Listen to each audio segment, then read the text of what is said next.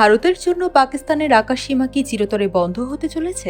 গত এক বছর ধরে চলা টানাপোড়েন এবার মোড় নিল নতুন দিকে। গত বছরের ২৪ এপ্রিল যে নিষেধাজ্ঞা শুরু হয়েছিল তার মেয়াদ এবার আরও ১ মাস বাড়িয়ে দিল ইসলামাবাদ।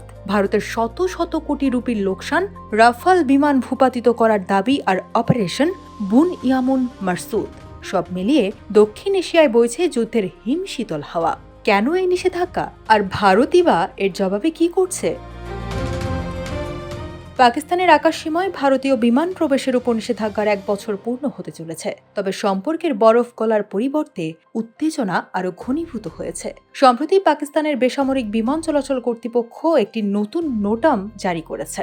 এই নোটিশ অনুযায়ী আগামী ২০২৬ সালের ২৪শে মে ভোর ৫টা পর্যন্ত কোনো ভারতীয় নিবন্ধিত ইজারা নেওয়া বা বাণিজ্যিক বিমান পাকিস্তানের উপর দিয়ে উঠতে পারবে না।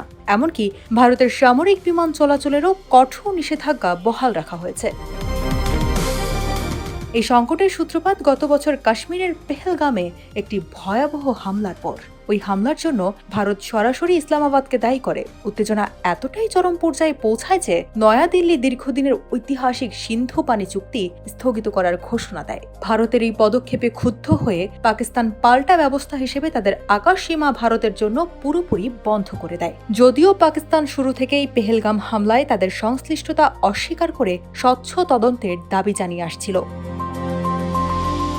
ঘটনা প্রবাহ নাটকীয় মোড় নেয় গত বছরের মে মাসে। ইসলামাবাদের দাবি অনুযায়ী গত বছরের ৬ ও ৭ মে ভারত পাকিস্তানের বিভিন্ন শহরে উস্কানিবিহীন হামলা চালায়। এর জবাবে পাকিস্তান সশস্ত্র বাহিনী শুরু করে অপারেশন বুন ইয়ানুম মারসুস। পাকিস্তানের দাবি অনুযায়ী এই পাল্টা অভিযানে তারা ভারতের ৩টি অত্যাধুনিক রাফাল সহ মোট ৬০টি যুদ্ধ বিমান এবং বেশ কিছু ড্রোন ভূপাতিত করে। প্রায় ৮৭ ঘণ্টা ধরে চলা এই চরম উত্তেজনা প্রশমিত হয় ১০ই মে যুক্তরাষ্ট্রের মধ্যস্থতায় একটি যুদ্ধবিরতি চুক্তির মাধ্যমে।